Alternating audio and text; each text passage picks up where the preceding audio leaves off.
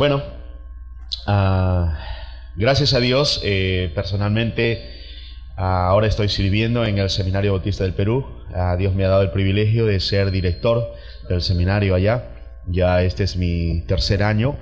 Estuve trabajando por varios años en la ciudad de Cajamarca, 15 años casi como pastor, haciendo la obra de Dios allá. Pero ahora ya 6 años en el seminario, 5 años exactamente en el Seminario Bautista del Perú, y enseñando, entrenando a los obreros. Y gracias a Dios, Dios está haciendo una gran obra, algo bonito. Estaba compartiendo con algunos hermanos.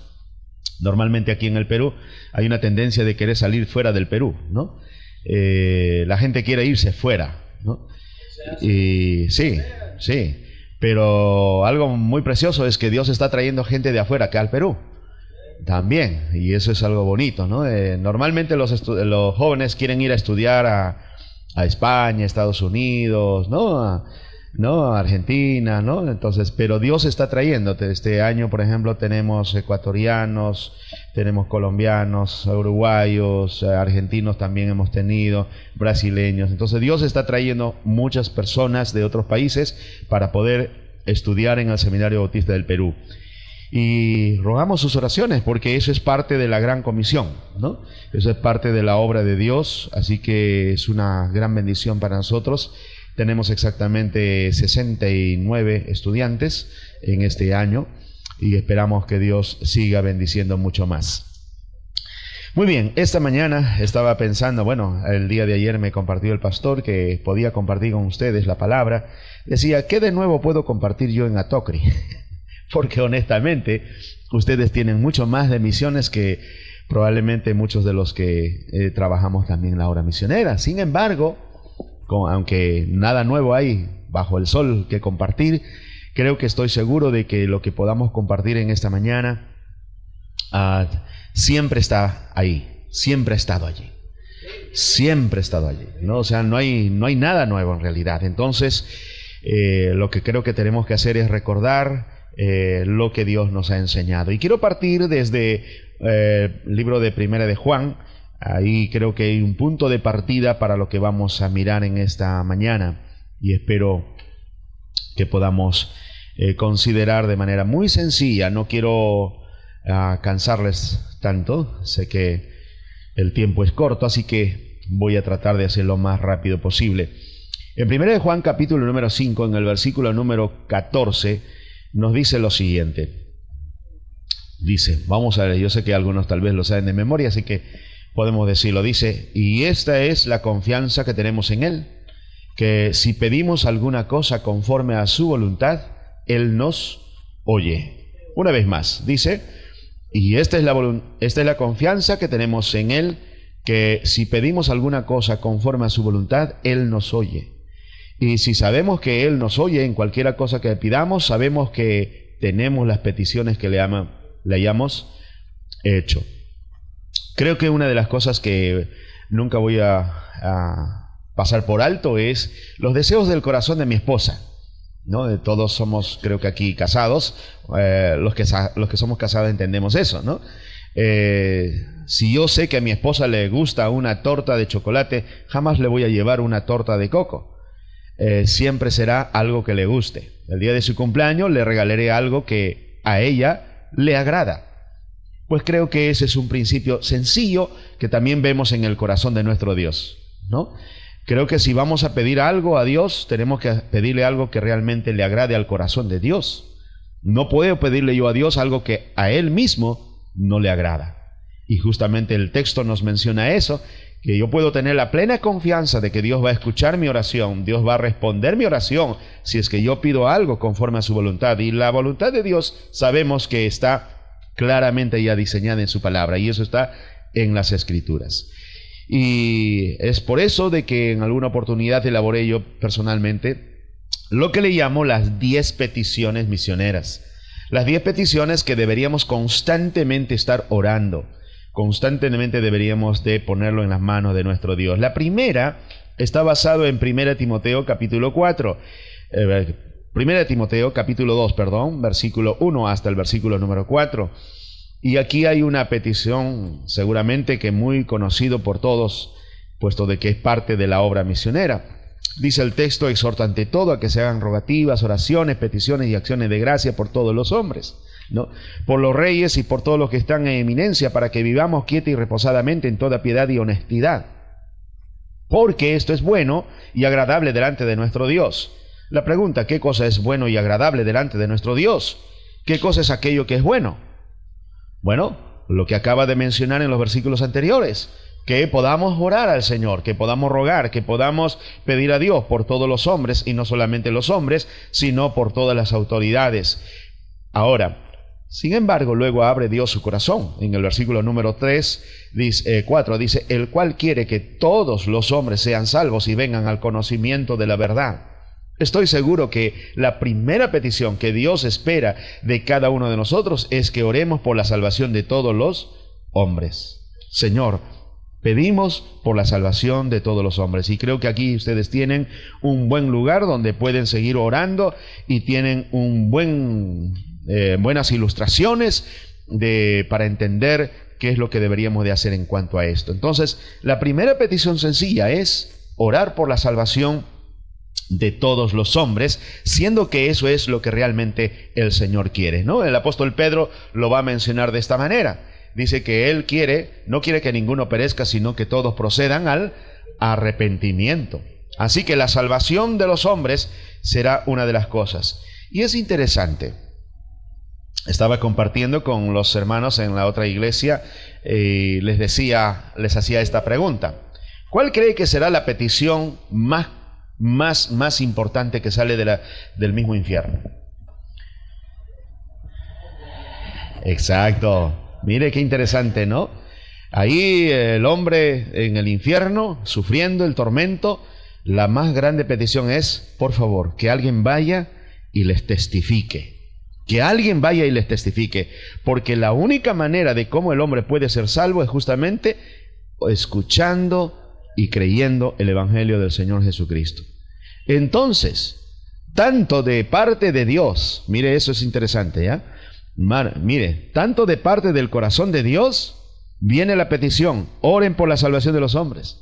Pero también de parte del infierno hay un clamor diciéndonos que, por favor, vayan y testifiquen a nuestros parientes para que no vengan a este lugar. Es decir, tanto del cielo como del infierno, el anhelo de que los hombres sean salvos es evidente. Es evidente. Así que la salvación de todos los hombres es nuestra primera petición. Bueno, podemos orar. Bueno, hemos estado orando por Nepal. Por si acaso, no sé si usted sabrá, pero ahí hay una diosa llamada Gadimai, creo que es. Gadimai, perdón. Es una diosa interesante que en el año pasado, en el 28 de noviembre del año pasado, se realizó toda una ceremonia muy especial en honor a esta diosa. En Nepal se ha sacrificado más de 500,000 animales justamente el 28 de noviembre del año pasado. Y lo que hacen ellos es agarrar la ovejita y cortarla con un machete, y van cortando animal por animal, ganado por ganado, vaca por vaca. Van cortando más de 500,000 de animales en honor a esta diosa, a fin de que esta diosa se tranquilice y pueda perdonar los pecados de los nepalíes y no siga castigándoles con el hambre y con todas las sequías que hasta el día de hoy les estaban castigando. Así que ellos hicieron todo eso, y eso lo hacen cada 5 años. Cada 5 años. Es increíble lo que ellos hacen. ¿Necesitamos orar por la salvación de ellos? Yo creo que sí. Pero viene la segunda petición. Mateo capítulo número 9. Mateo, el capítulo número 9, en el versículo número 38. Mateo, el capítulo número 9, en el versículo número 38. La palabra de Dios es clarísima cuando el Señor nos dice algo allí que debemos de hacer. Y ya conocemos esos textos, así que no voy a explicar mucho. Dice el versículo 35: recorría Jesús todas las ciudades y aldeas, enseñando en las sinagogas de ellos y predicando el evangelio del reino y sanando toda enfermedad y toda dolencia en el pueblo. Y al ver las multitudes tuvo compasión de ellas, porque estaban desamparadas y dispersas como ovejas que no tienen pastor. Entonces dijo a sus discípulos: a la verdad la mies es mucha, mas los obreros pocos. Rogad pues al Señor de la mies que envíe obreros a su mies. Yo tengo una nueva versión allí y les estoy enseñando a los estudiantes en el seminario esta nueva versión, y es la versión piurana. ¿Ya? ¿Sabe cuál es la versión piurana? Pues la versión piurana dice así: a la verdad la mies es muchísima y los obreros poquísimos, porque esa es una realidad. ¿Ya? Y en verdad hay necesidad de orar por más obreros. Mencionaba a veces en algunas iglesias, mire, yo no sé cómo está la situación aquí en Lima. Lima es un monstruo, y no sé cómo está la cosa, pero en Trujillo, por ejemplo, la Universidad César Vallejo es una universidad que tiene una facultad grande de psicología, y la Universidad de Psicología tiene la intención de preparar profesionales cuya función básicamente se define en ayudar a la gente, nada más, ayudar a la gente. Y sacan 1000 psicólogos. Ahí hay más de 1000 estudiantes que están estudiando psicología. Imagínense, pagando 300, 400 soles mensuales, ¿ya?, para ser profesionales y ayudar a la gente. Pero qué increíble, ¿cuántos de esos realmente están ayudando? Nosotros sabemos casi nadie. ¿Cuántos estudiantes hay en los seminarios?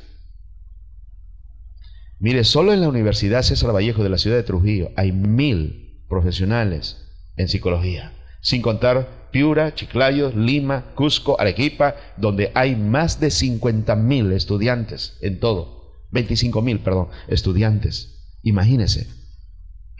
¿Para qué? Para nada en realidad a veces. ¿Y cuántos estudiantes hay en los seminarios? Gracias a Dios que este año tenemos 69 estudiantes en Trujillo, pero son poquísimos. Poquísimos. ¿Cuántos habrá acá en Chillón? Yo no lo sé. ¿Cuántos habrá acá en STB? No sé cuántos habrá. Pero la verdad es que, hermanos, yo estoy seguro que ni siquiera a 300 estudiantes llegamos. Ni siquiera 300 estudiantes llegamos en todo el Perú. Imagínense. Entonces necesitamos orar esto: Señor, levanta más obreros, levanta más obreros de verdad. Entonces creo que es importante no solo orar por la salvación, sino para que Dios levante y envíe obreros. Ahora, aquí viene un punto importante. Hebreos capítulo 13, versículo número 18. Viene una tercera petición. Dios sí está levantando obreros. Y yo doy gracias a Dios que en los últimos años hay un despertar y está levantando muchísimos obreros. Sin embargo, hermanos amados, creo que hay una tercera petición importantísima que estamos olvidando. Y digo estamos olvidando porque justamente eso mismo también está afectando que haya más obreros. ¿Sabe cuál es? Es que no estamos orando por el buen testimonio de los misioneros que ya están en el campo. Y justamente el autor de Hebreos, capítulo 13, versículo número 18, dice lo siguiente. Léalo conmigo, por favor, si puede leer conmigo. Dice: orad por nosotros, pues confiamos en que tenemos buena conciencia, deseando conducirnos bien en todo. ¿Sabe? Justamente el hecho de ver a un pastor que cae en fornicación, el hecho de ver a un pastor que cae en adulterio, el hecho de ver a un pastor que cae cogiendo las ofrendas de la iglesia, el hecho de ver a un misionero que en lugar de estar haciendo la obra de Dios está metido en cualquier otra tontería, es justamente la principal barrera que está deteniendo a muchos a querer ser un siervo del Señor.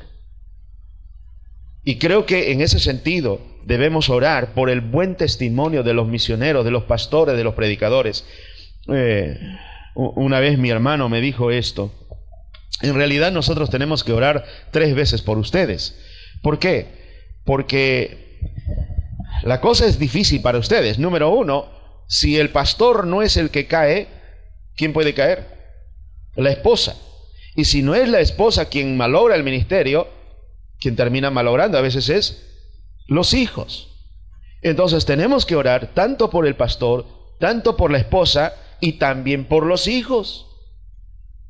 Porque a veces sucede que por causa de los hijos muchos pastores están siendo eliminados del ministerio. Entonces es importante, a veces sí, el pastor puede ser un buen predicador, un buen consejero, buen maestro, uno bueno para ayudar a mucha gente, pero no ayuda a su propia familia, no ayuda a su propia esposa, no ayuda a sus propios hijos. Es muy bueno para pastorear supuestamente la iglesia, pero no es bueno para pastorear una familia. Y ese es un gran problema. Ese es un gran problema. Y la verdad es que, hermanos amados, necesitamos orar por el buen testimonio de los misioneros, de los pastores, de los predicadores. Y aquí el autor de Hebreos dice, nosotros deseamos conducirnos bien en todo, queremos tener buena conciencia, es decir, que ninguno nos esté acusando, ninguno nos esté diciendo algo en contra de nosotros. Y la verdad es que necesitamos, sí, hermanos amados, hoy en día, pastores irreprensibles.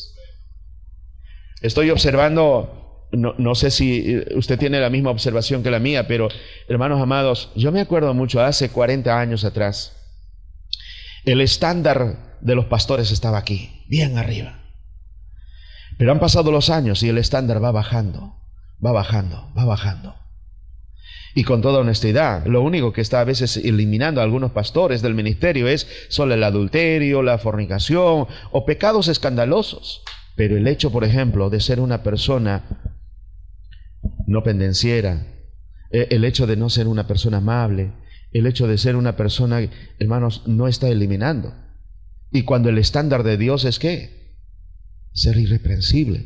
Irreprensible en 4 áreas grandes. Número 1, su carácter. Número 2, su familia. Número 3, el ministerio. Número 4, su testimonio para con los de afuera o de los de afuera.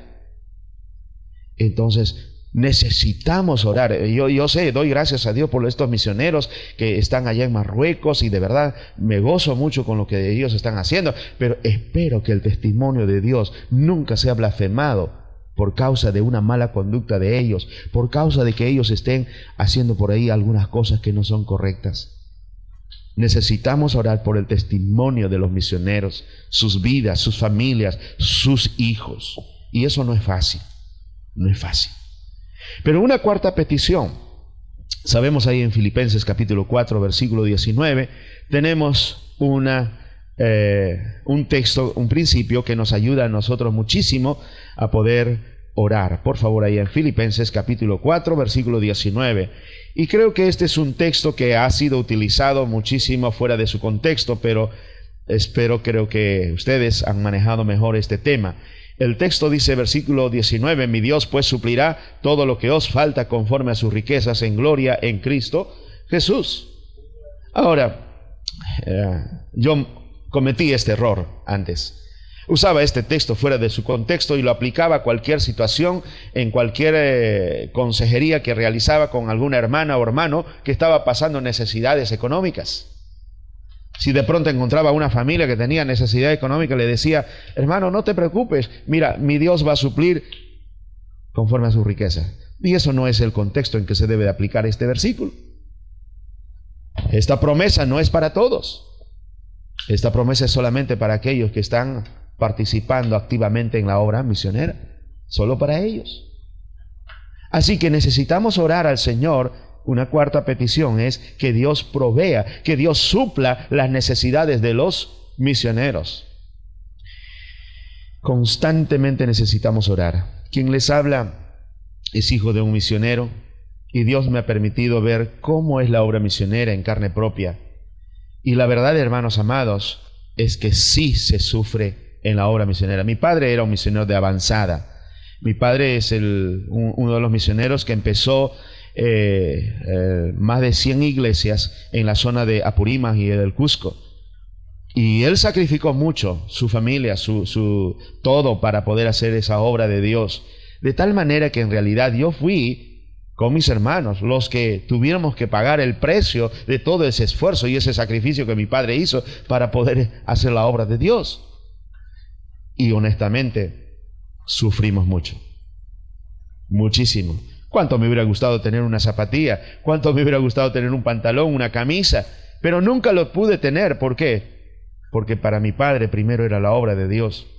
Y eso generó en mi corazón odio hacia Dios. Eso generó en mi corazón resentimiento contra Dios. Porque yo decía, ¿cómo es que Dios puede permitir que el hijo de un misionero tenga que andar con pantalones rotos, sin zapatilla, sin camisas?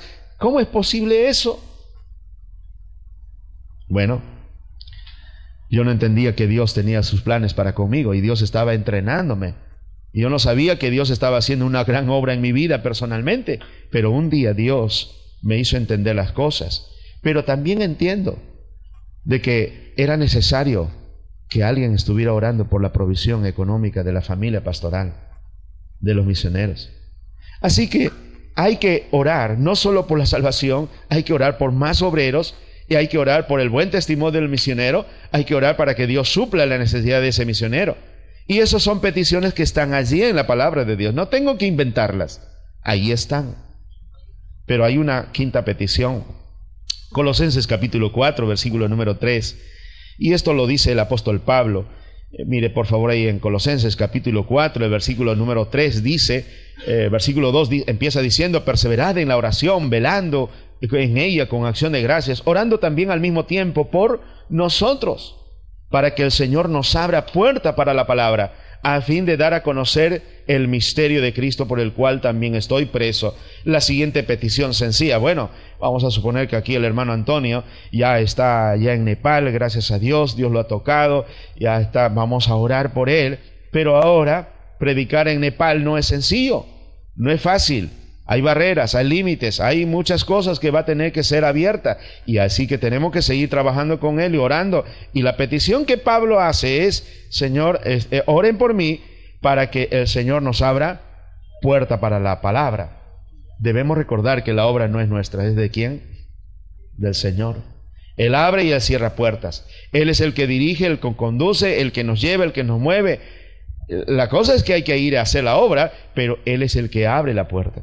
Así que Pablo entiende que él no puede hacer nada si es que el Señor no le abre la puerta para la palabra de Dios. Eso es importante que nosotros podamos recordar. Pero hay otra petición también que encontramos ahí en el libro de Efesios. Vaya conmigo por favor al libro de Efesios, el capítulo número 6. Y voy a pedir que leamos todos juntos el versículo número 18 y 19. 18 y 19. Dice el versículo 18 lo siguiente.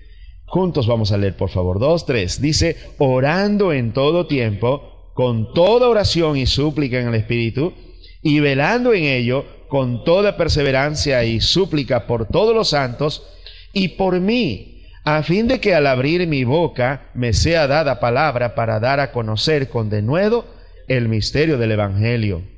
Ahora, personalmente yo he tenido dificultades cuando he tratado de explicar el Evangelio a ciertas personas. No sé si usted tiene esa misma dificultad.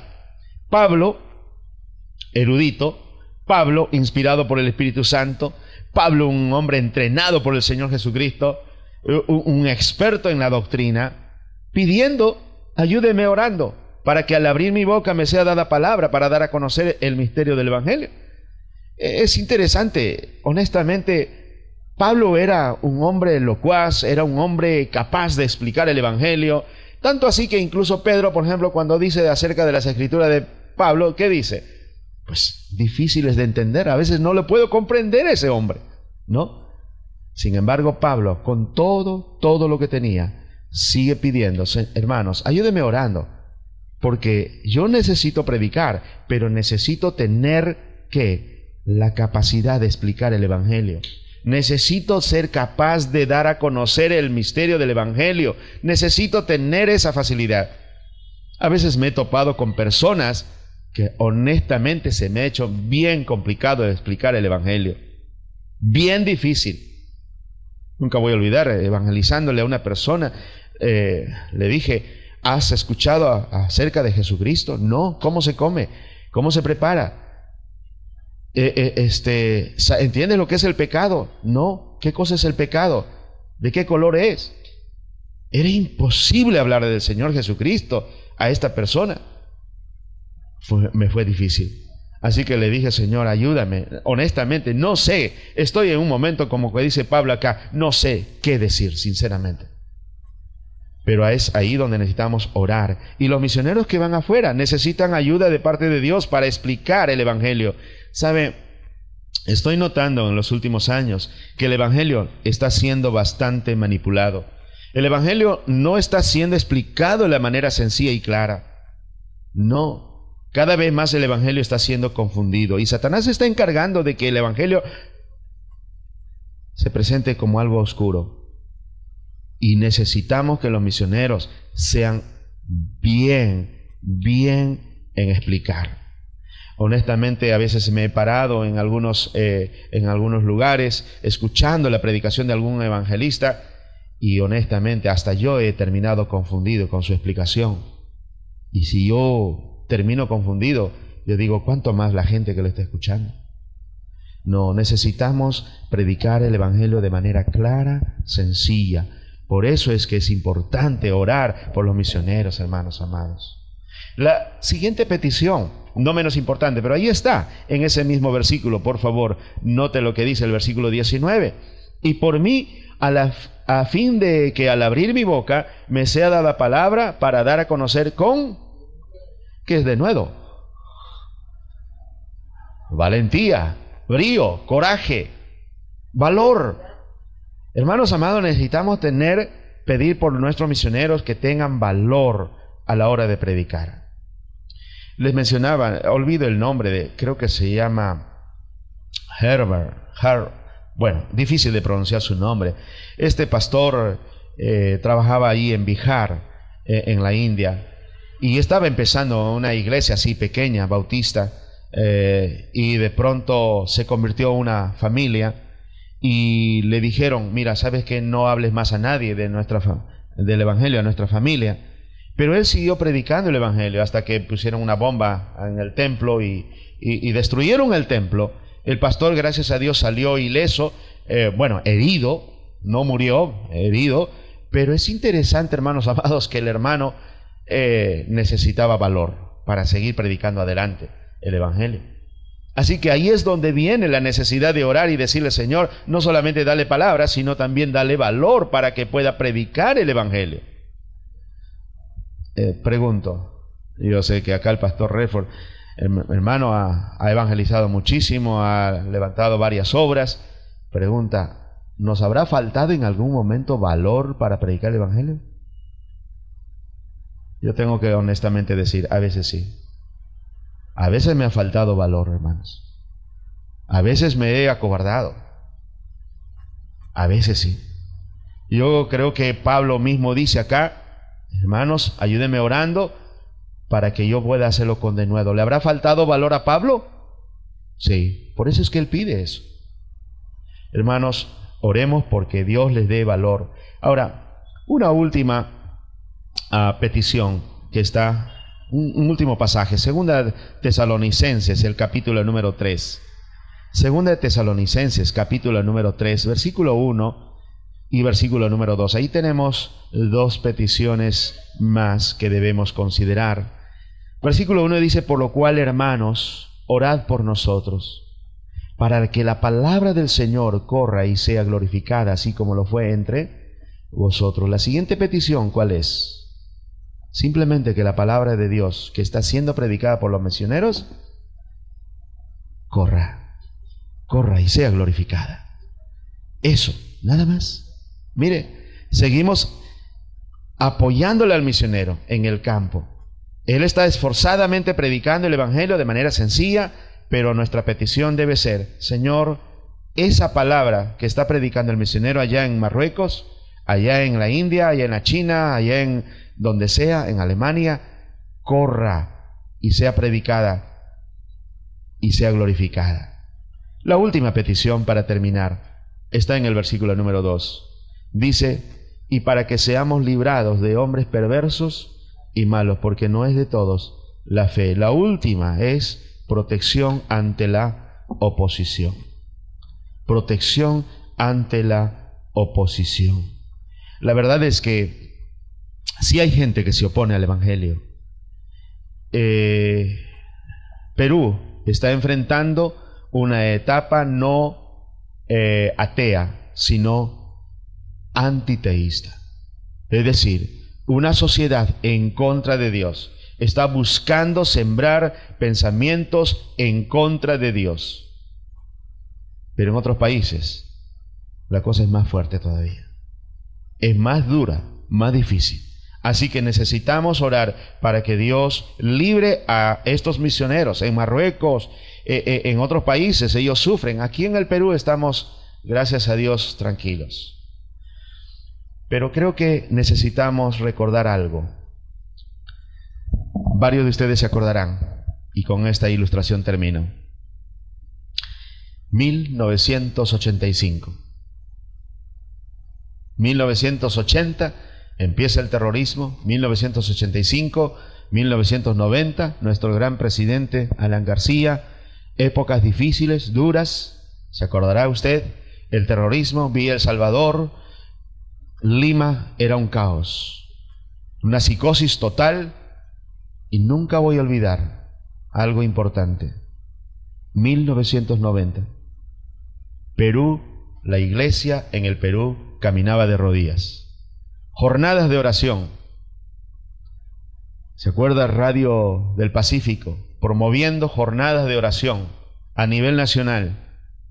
No importa, bautistas o no bautistas, todos caminábamos de rodillas. Nuestras reuniones de oración, los cultos de jóvenes aquí en Lima, eran cultos de oración. Todos caminaban de rodillas. Dios respondió la oración.